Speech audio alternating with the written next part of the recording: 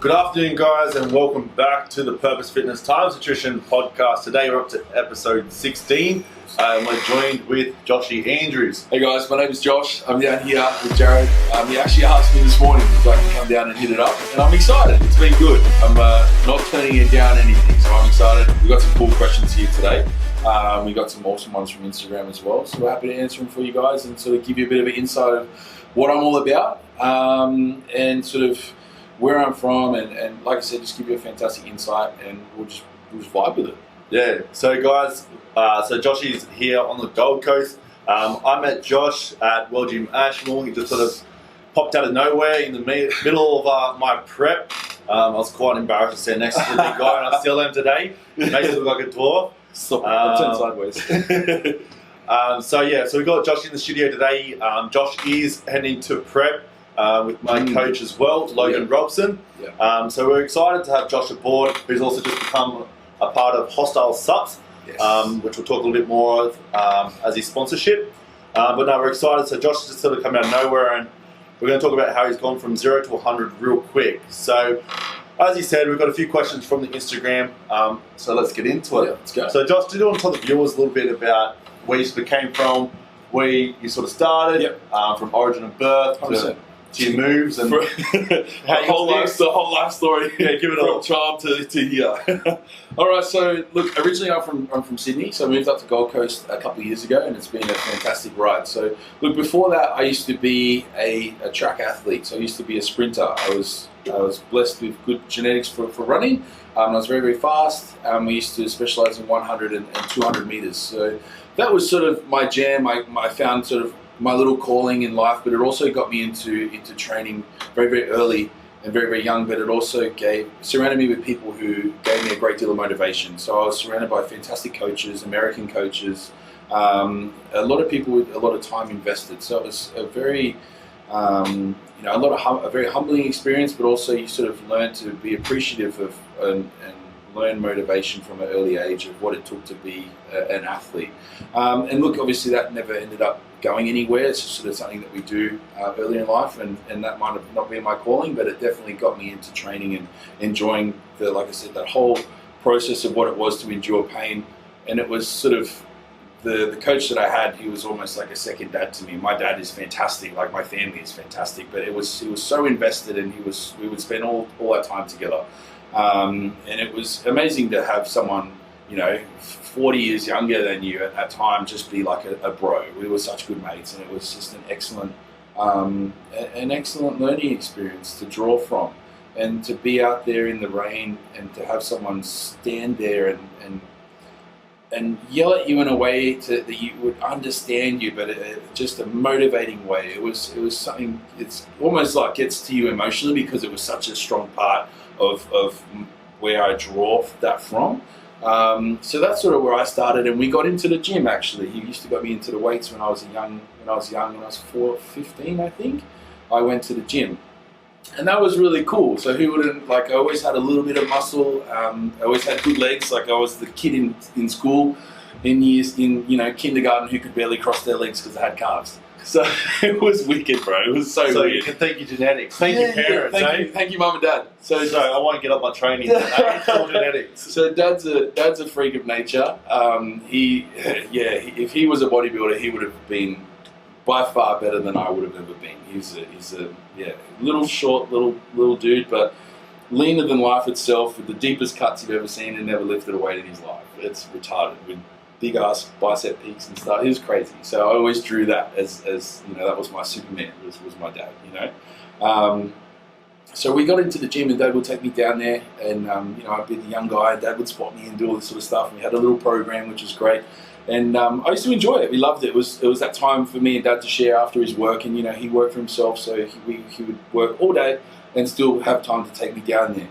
And it got to the point where I actually started getting very strong very quickly. So I guess now you can kind of look at that and say that's good genetics, I guess. And I had that love for it and the passion to really go so hard through a pain barrier at an early age, and I think it was a good thing to learn, and coupled with the athletics, it was awesome. I used to get to the point where I was telling Belle this story the other day, my girlfriend. I used to get there and I'd be the 15, 16-year-old guy doing bench press, and I'd walk in, hey bro, are you using the bench? It was like the 20-year-old dude, and it was the spot. It was the gym to go to, all the big, it's like Ashmore now, all the big guys. And I remember getting over to the guy, I'm like, oh, hey bro, like any more sets? And yeah, oh no, it's all good, man, like I'm finished with it now. And it's 90 something kilos on there. Do you want me to take the weight off? Like, I'll take the weight off. And you're like, oh no, it's okay. And he was I just ruined his life. You just saw him go from hero to zero really fast. And it was not as if like, nah man, like leave it on. It was, no, it's cool bro, like it's okay. Like this guy, I'm gonna get in there and bench it. And he watched me for the whole session. It was pretty funny, bro. So, and I used to leg press 400 kilos as a kid as well. So I had obviously enjoyed the challenge, but was quite gifted, I guess, at that, which was cool. And my legs grew really fast. My upper body just didn't change at all. It was a little bit musclier, a little bit leaner, but my legs grew. Nothing else did. So I was like, oh well, I'll just be a leg man from down here. Better than with the opposite way. Upside down triangle, man. Yeah. So I wore shorts everywhere, and then I covered the opposite. You know what I mean? I'll wear the shorts, but I won't show the up top. Meanwhile, I was wearing the trackies. Yeah. So everyone's usually the opposite, where I was the other way around. So finally, everything started to catch up. So that's sort of my beginning in, I guess, not only being involved in the gym, but also my background of training and fitness and what that meant to me. And what that really means to me, I guess, is pushing oneself to a huge limit and really delving into where the mind can take you. We used to do some horrible things on the track, stuff that, you just don't even know how you got through it. It was pretty bad. So that's sort of where that comes from, and enjoying that process. And you look back at, now you compare things like Tom Platz, people that just love that level of passion and intensity, and I don't know how to go any less, and I like to be able to flip that switch, because I think I'd go crazy if I wasn't able to flip the switch. Yeah. So it's one of those things where I love to be a happy, positive person, but when it's game on, it's really game on. Yeah, it's all about that mindset. It's really, and Belle can attest to that, and people who train with me, I'm the nicest dude, but when it's my set, don't even touch me, don't talk to me, don't look at me. It's you're there to train. I'm there to go hard. You're there for a purpose. Exactly, there for a purpose. Plug the cheeky plug. I'm there with extreme intent, and that's just to be a better version of me and to train harder than the guy myself who was there yesterday. Yeah. And that's, I guess, all we can ever do. Yeah, come back and give 100% every single day. Yeah. That's it, dude. And I love it. I don't know how to go any less. And it used to give me the shit so bad if I couldn't get to that point. It used to rule my whole day. So that's how I used to predicate myself on, is how much effort could I give. Yeah. And if I gave it all, then it would be a good day. If I couldn't get to that level, then it would be a bad day. So, but yeah, now I've learned to be a bit more relaxed about it, and enjoy the training a bit more. I used to be a little bit aggressive. But I've come to an understanding of myself of what it means to not only be a good, I believe to be a good person, from my upbringing of what mum and dad taught me as a person to grow up and who to be, and that was basically just to be a good human. So yeah. I prefer myself now, and it's been a good self-awareness of growth to apply that to the gym, because the gym is there to motivate and inspire people. And especially now that I'm going through this sort of growth with social media, my baby account's still very small. Growing very quickly. Yeah. But it's so great to be a person of motivation and inspiration for people, and it really humbles me to know those sorts of things, and for people to tell you that. It means a great deal. So I like the person that I am now. I prefer that very much, and it's been a wild ride, but it's fantastic. And to get to this point now, I've had a lot of issues, like a lot of issues with my training. I've had years off at a time. I've had a little shoulder surgery here. I don't know if you can see that on camera. I've had years off in between, so it's been a very, very unsmooth ride. I've had bouts of having zero money, zero income. I have no idea how to eat, and all I knew how to do was to train. And now I know all the other aspects of pieced together, and it's been the craziest ride in the last few months. So, yeah, that's it, man. This is where you are now. Yeah, that's where we are now. Studio. That's Tony's HQ. Yeah, we came out of quarantine and looked like a different dude. So it was, the garage gym worked really well. ISO gains, eh? The ISO gains were strong. Yeah. So just touch on your training. You know, you said you've been training for years. It's been a bit of a rough experience. Yeah, you know, up and down, and that's life, isn't it? 100%. Life, curveballs. It's not life, is it? But with your training, so how long have you been training for? So I've been training for God. Well, I guess as I said, I entered the gym as a young guy at like 15, 16, and I ended up putting a lot of weight very quickly. I was 85, 90 kilos by 16 years old, and I used to race the guys my age, and they'd say, "Shit, what are you doing in our age group? You back there, bro. The 20-year-old guys are back there." And I'm like, baby face with like legs, and I'm like, "No, man, like, this is me. I'm gonna win my race, and let's go after it, bro." Yeah. And they were like, freaky time. yeah, they were like, "Oh, okay." I'm just gonna go over here now. So, yeah, so that sort of was good. And then, you know, we recognised that I got too heavy, so I went through a good few years of no weight training at all. So I lost, you know, a good 15 kilos or something like that. Went back down to 70, 75 kilos. So it was a lot more streamlined and faster, and it was all very purposeful. You know what I mean? And then I think I got back to the gym when I was about 19 years old, with a fantastic mate of mine. His name's Trent, and he was a huge inspiration to me. He was balls deep in bodybuilding at a young age. He loved it. He knew every bodybuilder. He knew everything about it, and he inspired me through. Not only he had that work ethic, he used to work all day.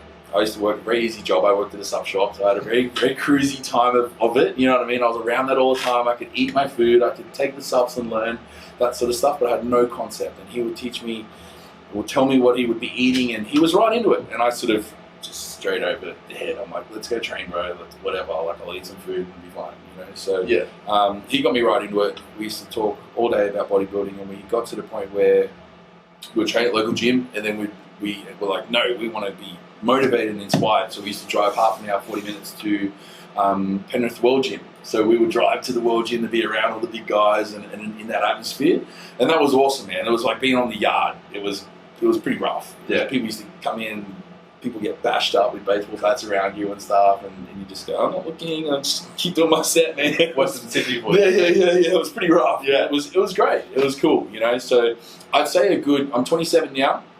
So I'd say a good sort of 7 or 8 years, but a very inconsistently awful 7 or 8 years. Yeah. And like I said, I never knew how to eat until about, the last 6 months. I figured out calories and macros and counting everything. So it went to show that I was lacking in so many areas, but the training was always there. So I always looked okay.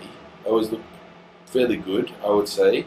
As being humble as possible, I looked okay, but to really reach my potential that I knew was in there, and I just didn't know how to bring it out. It's finally come. I feel like it's come out of fruition, which is great. So it's learning all these cheeky tricks. Nothing else has changed other than figuring out how to get a diet plan from Logan, which is awesome. So yeah, it's been a wild ride, dude. So yeah, that's about it. Yeah, so pretty much like good 7 or 8 years, bro. Very on and off, years off between that. Very inconsistent. So look, the last 3 or 4 months, I think we've been training in the garage, and it's been the most consistent, scheduled, regimented piece of time and dedication to training that I've ever done. And I've grown. I believe I've done years of progress in 3 months. Yeah, that's just what I see, and it's sort of come through and apparently wowed everyone, which is really nice to do. Yeah. And it's been very humbling and very enjoyable to do something that you like doing and finally come out of it, out of a crisis time, to come out of it positive. You know, it's great, bro. It's really nice. Yeah, so you've had that mindset. So although your training wasn't consistent in that period, you know, all that you gave was passion, love, and dedication when you trained. Yeah, and, you know, the gym was the anchor all the time. The fitness and the gym was the anchor. And you know, business came and went, and injuries came and went. But the gym was always the thing that I always wanted to get back to. Yeah. And I know there's a lot of people, young viewers, that are going to listen to this that are probably going to do the exact same of what you're doing. You know, they don't prioritize their nutrition and the discipline of that and the consistency of a routine. Yeah. But they think the training is a staple. So you've done very well to get yourself to where you are. But like you just said, the last 4 months, keeping the consistent, keeping the routine, you've literally taken years off. Taking years off. I wish like people were like right now. I wish I knew what I know now years ago, because I may have looked similar to this as a younger man, which would have been amazing. You know what I mean? Would have been fantastic. So if it was achievable that quickly in this short amount of time, if I had trained for 2 years like this at 23 to 25, I might have looked the same. You know what I mean? So it would have been even more of an achievement as a younger guy. So that's something I would tell people, is to figure out, have everything in your corner, because if you're trying to be the best at something, you have to have all of these things lining up as perfectly as possible, or within your means. You know what I mean? And we don't always have as much money as possible, or we might not be as smart as the other guy, but we certainly can now, especially with research and the computer and the internet. We're so blessed to be able to figure these things out. So it really, nothing's stopping you. And plus, you've got the support around you as well. Exactly. We have a tight little circle, and we have no family and stuff like that up here. So I have my Belle over here, and she's the best support, and my friends, and a growing circle of support, and it means the world to have that. It's fantastic. Yeah. It's So really great.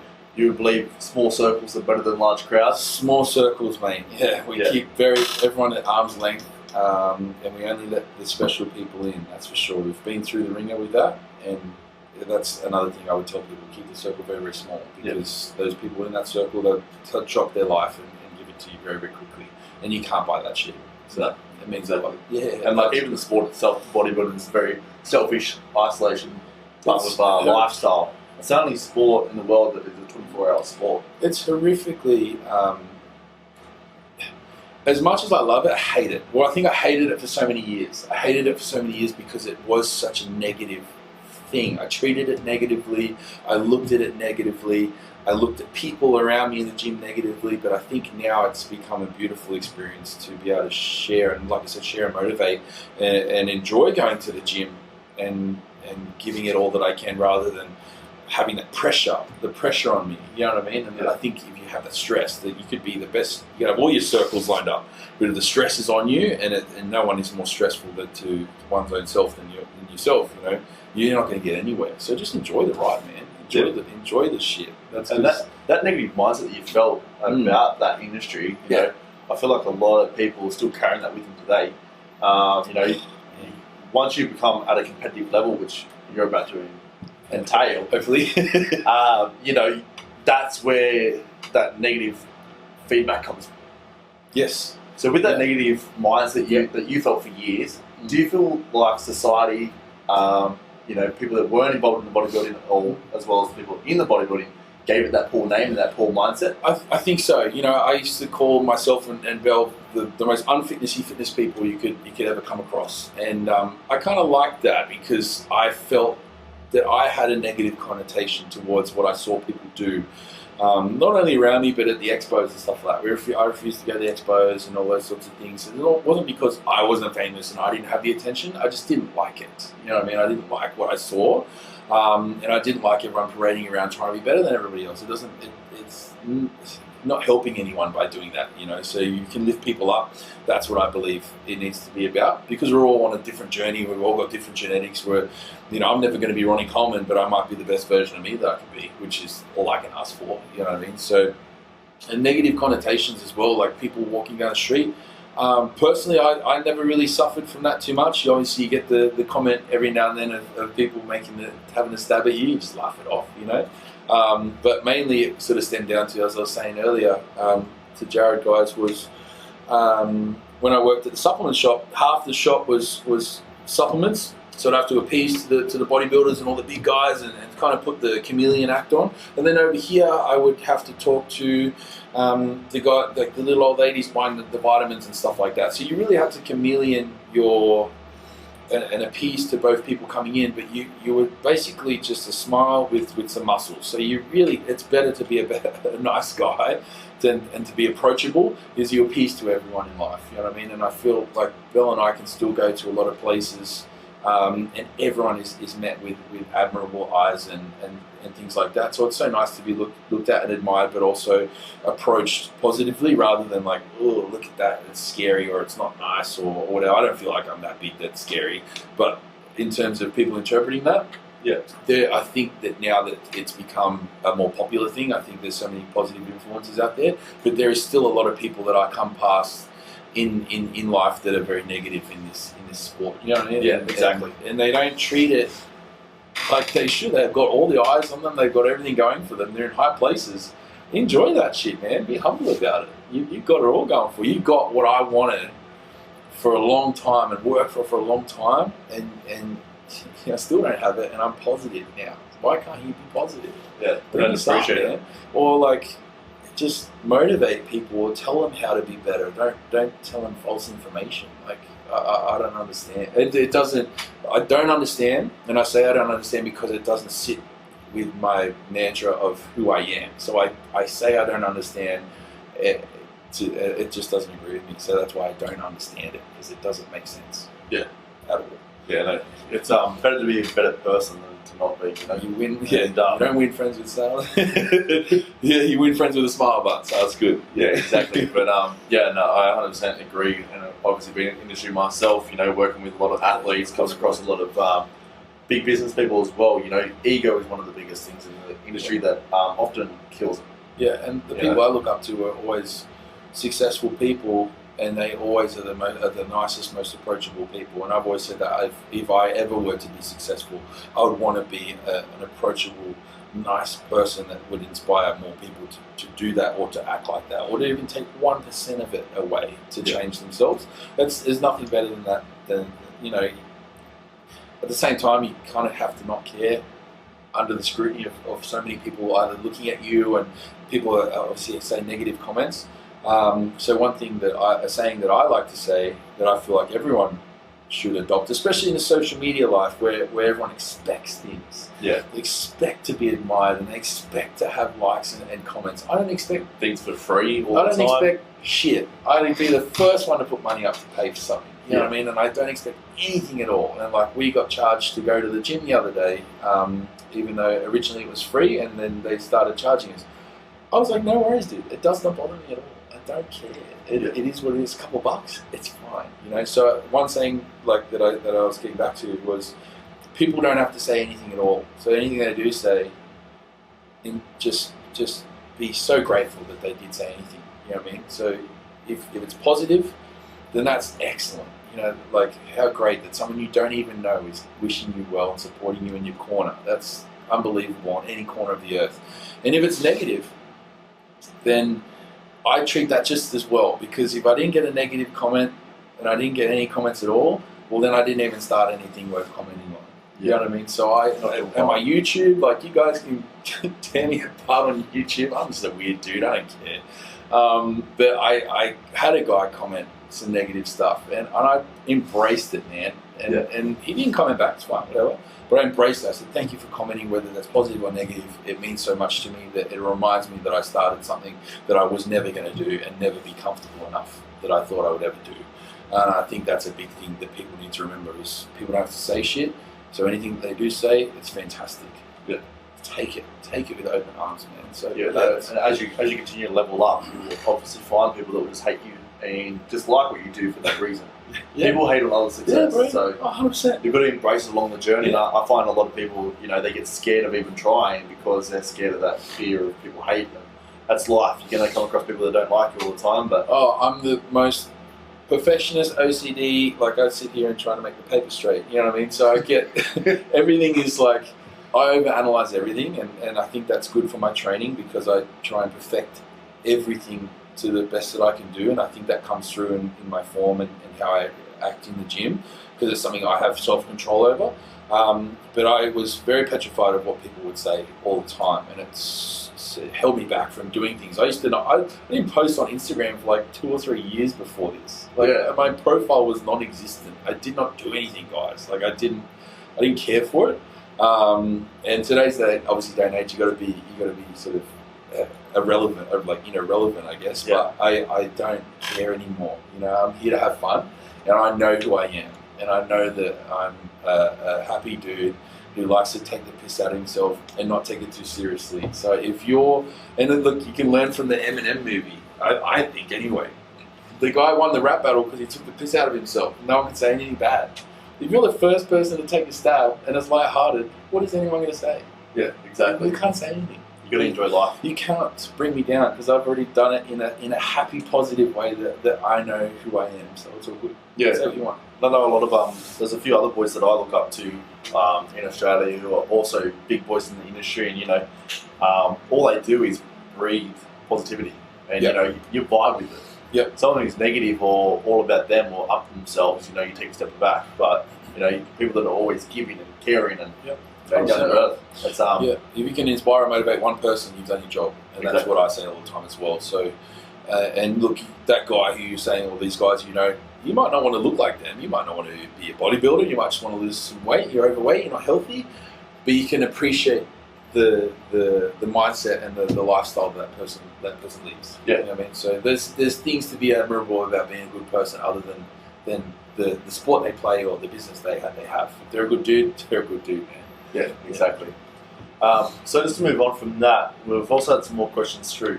Where do you see yourself in 5 years from now? So obviously, you're just about to go in. How many weeks out from prep are you now? Oh, I think we're like 13 weeks as per the show going to plan. I know. Change every So minute. who knows what the gum is there. So we're just enjoying the ride. Like myself, because I've never been shredded before, like I've never been much lean, which sounds ridiculous because it's still quite fluffy. I've never been much leaner than this ever. So I'm excited to see what it all looks like under there, which would be fun. So really, I'm just keen to enjoy the process and get some cool content and some photos and have that forever. And if the show goes ahead, whatever, it goes ahead. I don't really care too much otherwise. So that stress, that OCD-ness that I used to bring with myself would have tore me to pieces not knowing a date and a time and a minute to be ready. But now it's just, I'm enjoying it, man. And it really helps you grow and enjoy the process a lot more. 100%. Yes. I take it as seriously as I don't. You see what I mean? Yeah. It's hard to explain. Yeah. So about 13 weeks, guys, to answer that in a long-winded way. Yeah, so you're not setting a deadline, you're creating this for a lifetime. Yeah, exactly. And I'm treating... I'm keen to keep competing, whether come first, come last, come whatever, or die the day before the show from lack of carbs, or I don't know, maybe. So I'm keen to use this as, I look at it now as a young guy when I was like 21, 22, and I thought I was big and I wanted to be a pro bodybuilder. I treat it now as a stepping stone, and I think that helps me take it less serious. Yeah. I mean, this is not my end goal, and I see a lot of guys having achieved a pro card, and it's more than I've achieved, and I admire that to the absolute fullest, and the things that they do with that. But I don't see a full life unless you are at your full potential, and I don't see bodybuilding as my full potential. I see it something that I'm quite good at and proficient at, and I see it as a stepping stone to other things in life, because I believe I bring more than that to the table in myself, but obviously people are telling me that as well, and it's nice to have heard that from other people. So yeah, I believe it's a stepping stone to, I'd like to imagine being Thor one day. That'd be the baddest style shit. You'd be like an actor, or achieve great things, or create a business that goes international. You know what I mean? There is things beyond the small things the goals that we have in place for ourselves. So yeah, it's a stepping stone for me, 100%. I think that's a good mindset to have. I think it's good saying bodybuilding is a marathon, not a sprint. Yeah. I see a lot of young guys coming up through the ranks, and they're just pumping supplements under the sun. Yes. Not having a break, not understanding health at all, completely destroying every liver enzyme possible to become the biggest and the best. Yeah. And they don't even make it because they go too quick. Well, they get there at 25, and then they're either broken by 27 or 30, and it's like, what did you have? Well, you don't have anything, and you're just stuck. But then, let's say, cool, you become a coach, and that's, again, all very admirable things, and each of their own, so I have nothing negative to say about that. But for me, I don't wish that for myself. No. I want more than that. And that sounds greedy, I guess, and I listen to a lot of Arnold stuff. I think you have to be greedy. You just have to crave more all the time. It's the only way to progress. In a humble way, though. In the most generous, humble way, and give back when you can. Yeah, that's the only way to go. 5 years wise, I think I really need personally, I think I really need to set in stone the goals that need to be achieved in the 5 years. Like, Yeah. I've got a very good outline of what I want to do and a very good picture of where I'd like to be.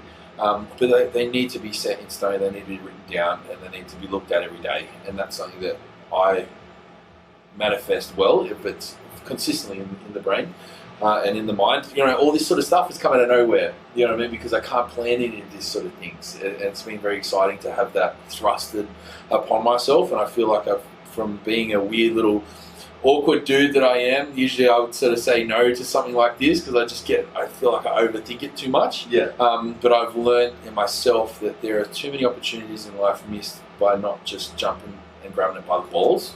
And also not being afraid to tell people about your dreams and goals and how silly they may be. Like I said, imagine being The Rock or the next Thor in 5 or 10 years. That would be unreal. That would be the coolest shit ever. But it's also something that lasts forever.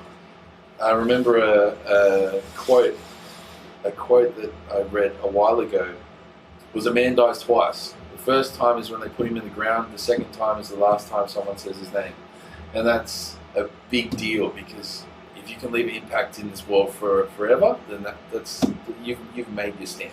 Yeah. If positively as possible. Yeah, that's it. You've left something that's worthy of your life to leave behind, and I think that's all we should ever aspire to do, is be a good person, but leave your damn stamp, because we're also individual and we all deserve that. You know what I mean? So you deserve to give that to yourself, is to leave the stamp and leave the legacy behind, and be remembered for everything that you stood for. I think that's massive.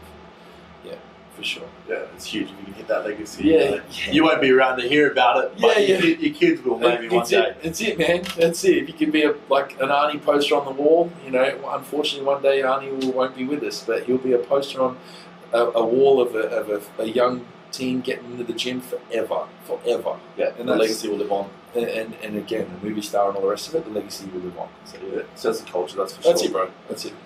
So just to touch on a little bit about your prep. Yes. Go obviously for it. you work with Logan. Yeah, it's great. And I've worked with Logan as well. What's your thoughts on, or what are your current experience? Obviously, you've been with him for about now 7 weeks. How is it working with Logan and navigating your way through the prep life? 7 or 8 weeks, so about that long. Yeah, so for me, I came off, again, not knowing what the hell I was doing at all. I had no idea how to eat food, anything. So I think before this, I was in, you might have seen a recent photo I put up, it was like a 3-month or 8-week transformation or whatever it was. Before that, I used to eat like fish and asparagus, and I thought that was going to get me lean. Cool Kevin LeBron diet, you know what I mean? And doing 2.5 hours of cardio every day. So I was suffering for what I knew suffering was to get lean, but it obviously wasn't working for me at all. I had no concept. So Metabolic adaptation. Yeah. It got real bad, bro. Yeah. I think I was eating minus calories, so nothing was happening. So I don't know. So I sort of said, look. Let's, I think this, I don't know if this was before COVID hit or it was just before, it must have been. Yeah. I said to Logs, I approached him on message and I said, hey man, like F this, I don't know if we can swear on this, but I said, F this, like I need to approach this with you. I need to work with you, and I feel like I need to do this right from the first time, because I like to put a lot of effort. When I start a business or I start something, I always put so much effort in that it's comparable to the best thing of its kind at the time. So I'm like, I need to approach that with this competition. I need to give myself the best chance to do well. And I've got some savings and stuff like that, so I feel like I can dedicate this and dedicate my effort to this. And I've seen what he did, for example, with yourself. I was very impressed, as there's a lot of, not so great looking physiques around at the moment, and I was always thoroughly impressed with what Logan was able to bring, not only for himself but for his athletes along the way. So that impressed me a great deal. So that was the decision to be made, and obviously he was local at World Gym, which was fantastic. I like to be able to see and approach people. I like to build a relationship and be personable. I'm very, as I said, I'm not a tech genius, so I don't like being across from a computer screen or not being able to have that interaction, especially something that's quite as personal as prepping for a show. You know what I mean? You need to have that support. And Logan's been fantastic. He's excellent. He's very methodical, but also very calm. He doesn't blow smoke up my ass, which I like. You know, I'm Yeah. not by no means sick of anyone blowing the smoke up my ass, but in something that you need to be very level-headed at, Yeah. he's kept me exceedingly level-headed, and hasn't got me to the point where I look at him and a few other people, as I said, in the circle, like Bell and Logan, as the ultimate judge of where I'm at and how I'm going and stuff like that. And Yeah. they all keep very level-headed, and obviously very encouraging, but very level-headed ways about it. And it all comes down to, can you match that with the effort? You know what I mean? Yeah, exactly. So I love that. The diet the food is the same every day, which is great for me. So it's little things that I don't have to think about. Yeah. I'm a very determined and strict person, but when it comes to working for, I believe it's almost working for and alongside someone else, it will be followed. You know what I mean? And Yeah, look, exactly. he's allowed me to have a frigging burger and stuff like that now and then. It's been excellent, and I'll have that, and I'll enjoy it, and I won't feel bad about it, because I know what to do now with my knowledge that I've learned externally from Logan to collaborate those, get over that sort of stuff, that calorie surplus and all the rest of it. So it's been excellent. You know, I get in there and I train. He knows that I train really well. He had some suggestions on training. He goes, I'll just send it through anyway. But obviously I know what works for me, and we'll touch on that a little bit later. But the diet has been excellent. It's all fantastic for my digestion. I've had a lot of digestion issues over the period of time, like bloating and reflux and all that sort of stuff. So it's just been consistent. I enjoy it. The food doesn't feel like prep food. I'm never hungry. We approach things methodically, and I enjoy seeing Logan on my 2-week catch up, and I hope it gets more frequent as time goes on. Yeah. Cool. That's excellent. And I enjoy taking the posing and the photos and all that sort of stuff. It's very new, but it's great. It's cool, man. It's a way to measure your progress as well. It's a very good learning process, and I think secretly I think I'm impressing Logan, which is good. And obviously he's seen a lot of great physiques, far better than my own, come through, and to be up there and be impressive is fantastic. So that's what you can really ask for. And I think that in myself, I know that I'm giving him back the effort that he is not demanding, but he is owed for his time. Yeah. So I enjoy to do that. I like to not let him down, and let myself down, and let Bell down, and let everyone around me supporting me down. So that's a big driving factor. Yeah, no, he's very good like that. So he'll always keep you level-headed, but he'll be very impressed with you. Oh, yeah. Guarantee. And also I want to beat him one day. So, Better tell him that one. Yeah. We'll keep that one on that one out. But I want. Yeah. We won't share this to him. But no, he'll keep you level-headed. Gotta have so high goals. You keep wanting to drive, but no, he's a good mate. Eh? Oh yeah, it's fantastic. The catch-ups, you don't really do much of a check-in, but I talk shit for a good hour now. Like initially, I'm very quiet, and I think he's quite quiet from what I've, and again, I take a little while to get used to people. But as soon as we gelled and vibed and just talk shit, it just goes on, and you're like, oh, we should probably do skin folds now. Yeah. And we should probably talk about your diet now, and you're like, oh yeah, cool, it's still the same, let's go. You know what I mean? So it's an enjoyable experience, and he stand up for me, post me, and again, he's hopefully impressed by not only physique but the effort that accompanies that. So it's nice. Yeah, no, he's a good coach, man. Got a lot of time for loads. So yeah, we're actually looking to get back in the off season now that COVID's done, and Great. He's good. So that way we can focus on business. Yeah. And just keep you level headed. You 100%. need that in prep and outside of prep as well. Yeah, and he fixed my diet, and it's the first time I've ever had a diet plan. Ever. Crazy. Wait for the off season. Yeah. If you're eating now, wait till later. Pancakes. I can't wait. But no, we'll wrap it up. So we did have a lucky question in. We've seen a few little comments on your Instagram from some fanboys. So yes, we want to know my fanboy. when is the OnlyFans account coming? And does Bell allow It's a that? very secret fans account. This one. This is called "When in Very Dire Need a Near Death on the Street." This is when it comes in. When all else fails. Yeah, when all else is failing, I'm just gonna pump the OnlyFans, man. It's like $100 a week, guys, and you all better sign up real hard. But, And I'll be in those little pink posing trunks ready to go for you. You'll be in those top 2.5%. Oh God! Subscribe now on special. Oh, I don't want So can we tell the fans on a rough date it's going to come out? or when the posing trunks Or come just out. stay tuned. Stay tuned for on the side of the street begging for coin. Yeah, when you see that muscly dude over there dying, looking for some chicken breast, Yeah, Yes. you'll find some dirty photos online. Man, it's been a pleasure having you on board for episode 16. Guys, make sure you check him out. So it's Joshy Andrews. That's me. Joshua Yep. with a Y. Yes. On Instagram, he also does have his YouTube, but if you go onto his Instagram, Joshy Andrews, his YouTube link will be up there. And guys, make sure you stay tuned on our podcast with Joshy. Thank you so Pleasure much, having you, mate. mate. Really impressive. Thank you so much. Thank you, guys.